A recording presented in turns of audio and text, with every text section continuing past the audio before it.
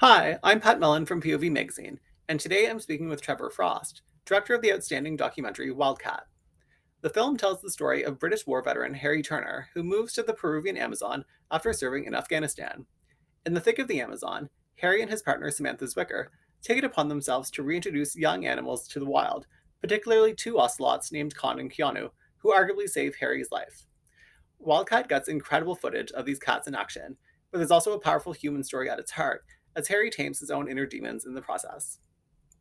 One of the film's directors, Trevor Frost, recently joined me by Zoom to discuss the collaborative nature of Wildcat, how he and his co director Melissa Lesh, who unfortunately wasn't able to join our conversation due to scheduling, worked with Harry and Samantha to engage them in the telling of their own story, and what we can learn about mental health through Harry's tale.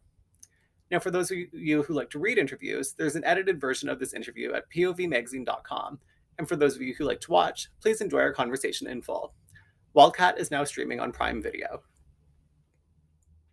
So, I mean, the film has such amazing footage of the cats. How did you navigate the process of filming Con and Keanu and, being present in the story, but also like without building a relationship with the cats that would affect the sort of reintroduction to the wild?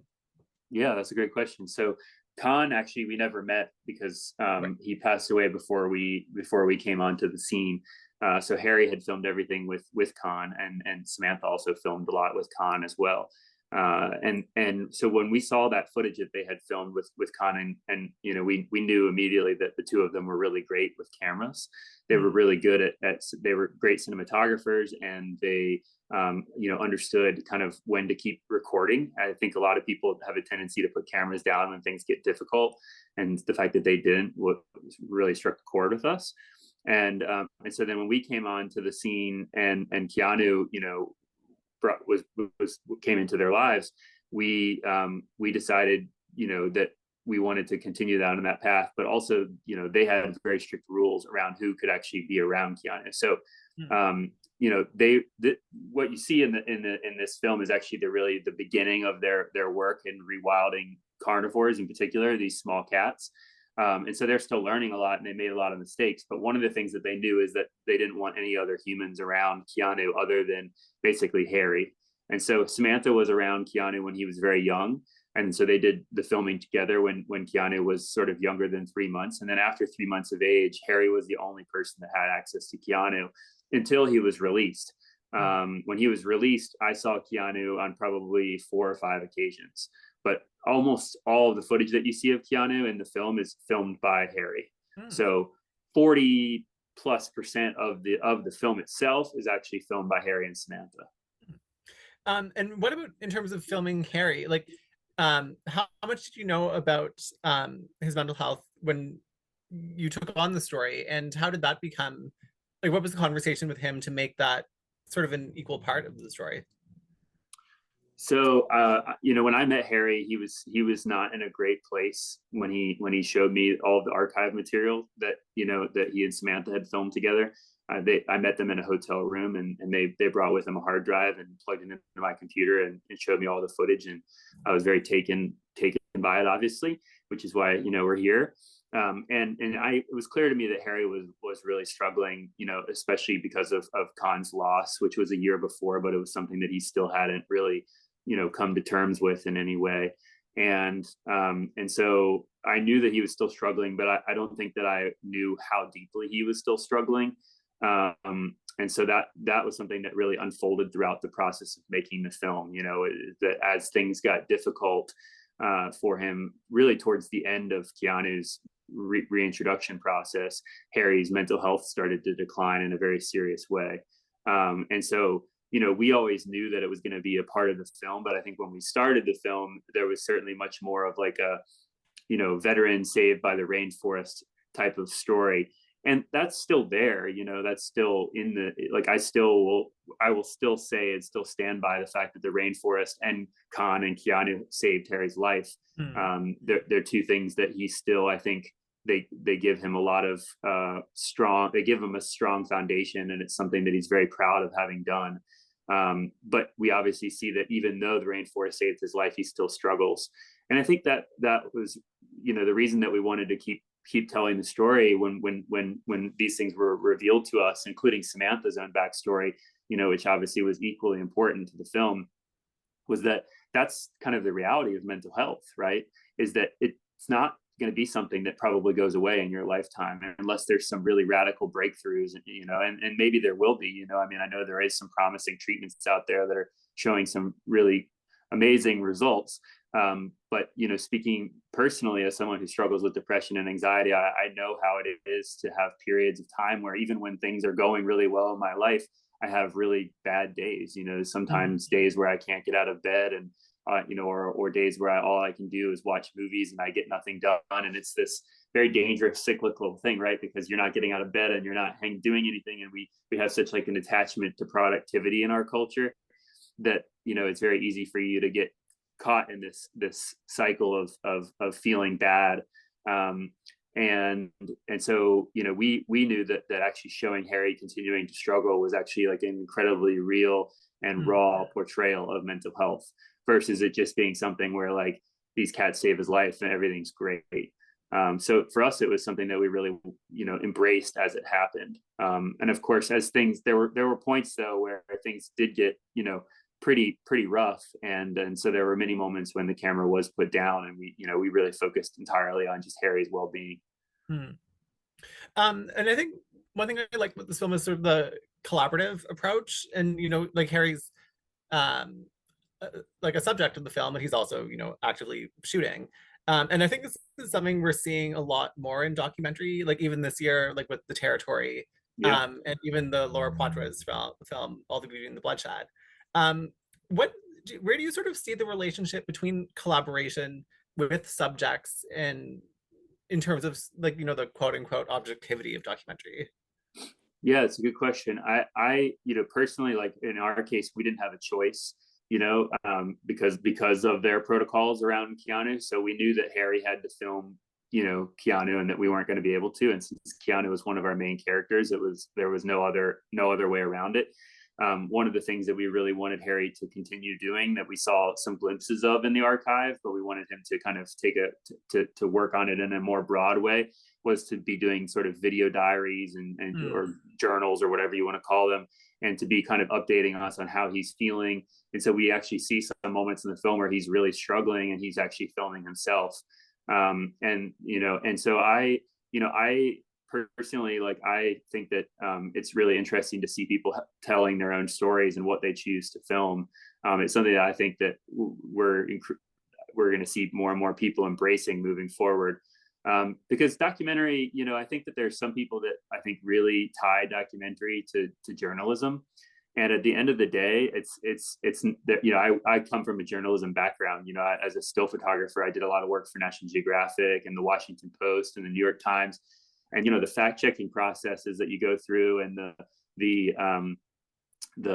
kind of rigor that they have in place is very different from the documentary film world, where when you're editing a film, people take liberties of moving things around in time. And, when you're writing an article for the New York Times, you can't really do that. You really have to spell things out as they happened.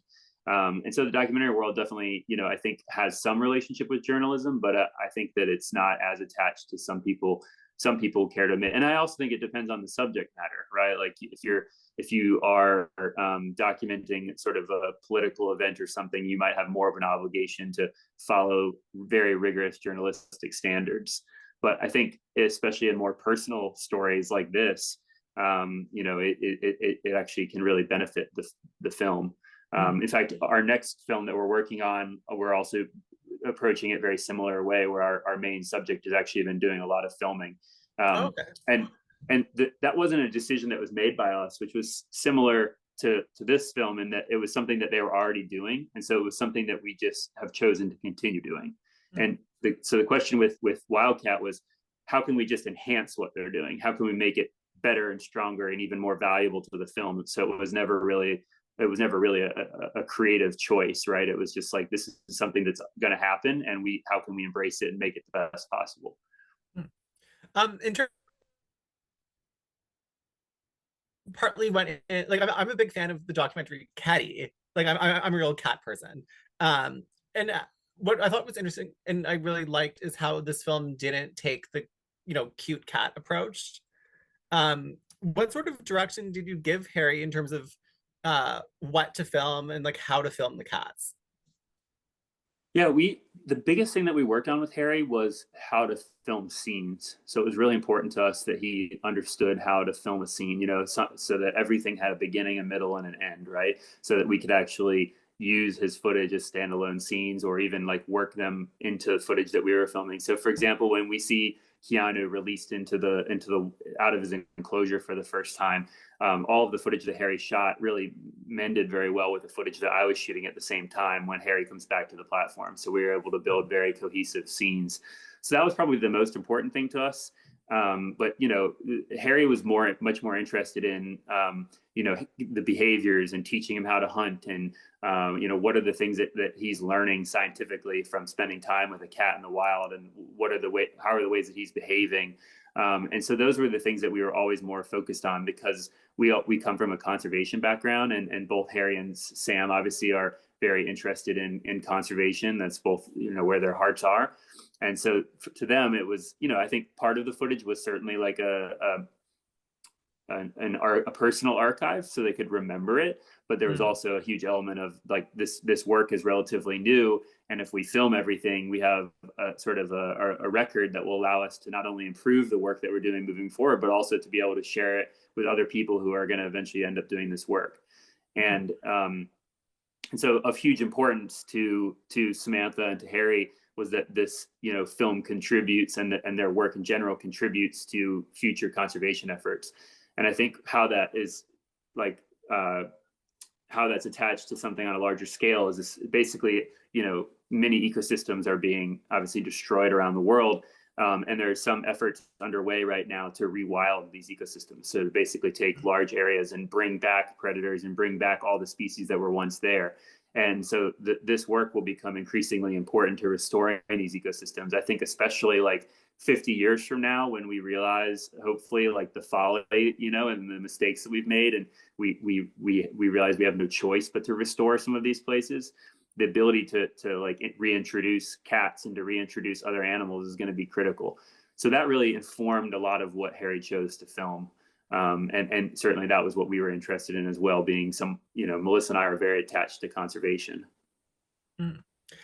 And sort of in terms of some things you touched on, like it's always a contentious issue when outsiders come in um, to an area, and um, I realize like Samantha and Harry have been working in Peru for a while. But what was sort of the team's overall relationship with the Peruvian community on the Yeah. film?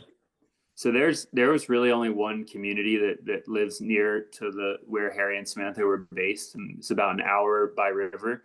So it's a small sort of village, if you will. And Harry and Sam had great relationships with that community, and Samantha still works with that community. In fact, I would say a majority of the animals that she rescues are passing through that community, and that community actually now is turning over a lot of the animals that come through there to her. The government, she works very closely with the Peruvian government, both locally and nationally, to rescue animals. So the relationship with that community is fantastic. The only other community that's on that river it's like about a 2-day trip upriver. And then once you pass that community, it's actually like a land that you can't visit because there's Mm. indigenous people that are uncontacted. And so no one is allowed to go in there. So for the most part, the people that you run into, like the locals in that area are people that are like logging or collecting Brazil nuts. So they go out and they collect Brazil nuts, which are, you're probably familiar, like in Oh yeah, chocolates and stuff. yeah. And then there's, some local farmers. So you don't run into a ton of people, but certainly the people that you do run into, they had great relationships with them. We at one point were very interested in incorporating the sort of story of one of the people that worked very closely with them on a lot of their projects, helped them build a lot of the enclosures and the platforms that they lived on. And he had a really interesting backstory where he sort of lost touch with his family. They basically didn't want to have anything to do with him anymore because of mistakes that he made when he was younger. And he was an illegal logger, and now he's helping them with their conservation work. And so we were really, keen to, because he had a similar backstory to Harry and Sam, we thought there was a great opportunity to incorporate his story into the film, but unfortunately, things fell apart for several reasons, and he obviously could make more money doing logging than he could in conservation, and he had a young family that he had to take care of. So, we never got the opportunity to actually follow that story to fruition. So, but yeah, they have, I mean, down there now, I think they have a team of about 7 or 8 people. And everyone is Peruvian except for Samantha and her partner Dylan. And they have 2 veterinarians who are Peruvian, who work full time, like that are at the center. Because obviously having full time veterinarians is really important when you have. I think Sam has probably around 70 animals now, Oh, in wow. total, and Wow. 20 of those are cats at various stages of reintroduction, including a jaguar. So. Really strong Peruvian team, and it's both a U.S. nonprofit and a Peruvian nonprofit, Ojanueva is. So yeah, they've always had a really great relationship with everybody, on the river. But we just chose not to tell that part of the story because we were very laser focused on the story of these 2 people who have this trauma, and we follow their journey of like trying to figure out how to live with it. That's fair, and I think you follow the story in the proper way because there's still like a parallel in like macro micro Yeah, and with we Harry and the and cats. and one thing that was really important to us that you'll see that you've seen in the film is that we don't criticize the local people, like, and that was really important to us, is that we wanted to make sure that we don't. So like when that tree is cut down and Mm. Samantha is there, she says, it's not these people's fault, right? It's not their fault. They're just trying to make a living. And that was the consensus, over and over again from Harry and Sam. Of course, was it sad that the tree was cut down? Yeah, it was sad, and it was devastating to see 1,000-year-old tree cut down. Or if you saw an animal that was taken from the wild, it's always a difficult thing to witness and experience. But never, not once, did I see either one of them, to blame the locals. In fact, there was a very powerful moment that we didn't include in the film where we went to a recently burned section of forest, and we were finding all these dead animals that had been burned in the fire. And Harry Oh. was picking them all up, and he's standing there, and there's smoke rising all around him, and he says, I'm not mad at these people. They're just trying to survive. I'm just mad. I guess I'm just mad at the world. And I Mm. thought that was a really good way of putting it, because it's like the world is driving, the world is very, a very unfair place. And there's obviously a lot of people that have way more than they need. And then there's people that are just trying to survive. And so how can you actually be mad at them? So that was Mm. something that we really focused on, was making sure that we didn't have a film that criticized local people at all, because we were very aware of the fact that these are 2 white people living in the forest. And so that was really important for us to underline that. And how does you know following a story with a feature documentary differ in terms of your work as a photographer, like in say in terms of like the longevity of being immersed with the subjects, like how does that change your way of looking at the subject? Oh, it was very different process for sure. I mean, I think at least from my experience, you become much more entwined with the project than you do in still photography. Like, there's plenty of still photographers that are photographing very difficult subject matter and see some really difficult things. I'm sure if you're a war photographer, you obviously see some awful stuff, but there's a kind of a thing with photography where you like take the picture and for the most part you're done. Whereas in film, you kind of have, in order for the scene to communicate, you have to film an entire scene. You have to film multiple angles. You have to get audio. All of these things are important. And so I think it naturally requires a more intense immersion Mm. into the thing that you're trying to document. And so, like, if I was telling this as a photo story, I have no doubt that I would have not gotten nearly as enmeshed in the entire project, and I wouldn't have become as close to Harry and Samantha as I became. And I also, frankly, probably wouldn't have gotten as hurt as I did, through the process of making the film, because there were some very difficult moments, obviously, that are in the film. And there's plenty more that aren't on camera because we put the cameras down. And it's something that, we were, as filmmakers and as people, we weren't prepared for. And I talk about this a lot, that like society teaches us math, and they teach us science and reading comprehension. But when you're a young kid, like no one's teaching you what how you deal with grief, or how you deal with conflict resolution, or how you deal with a friend that's struggling with suicidal thoughts. And I just, I guess, wonder, like, what would the world look like if we started to learn that from a young age, how to handle all of these things, so that all of us were better prepared for dealing with these things that are inevitable in life, like loss, like how do you handle loss, like when you lose your first pet? Instead, it's just this like unexpected sort of, like smack in the face, right? And then you just kind of have to figure it out. And obviously, therapy is useful, but that's something that's like after the fact, usually not during this, these things happening. So that's certainly something that was something high on our minds throughout the whole process. Well, and it's great that the film can sort of teach a lot of those lessons to audiences. So I know we're out of time today, but thank you very much for speaking with me. And again, I really enjoyed the film.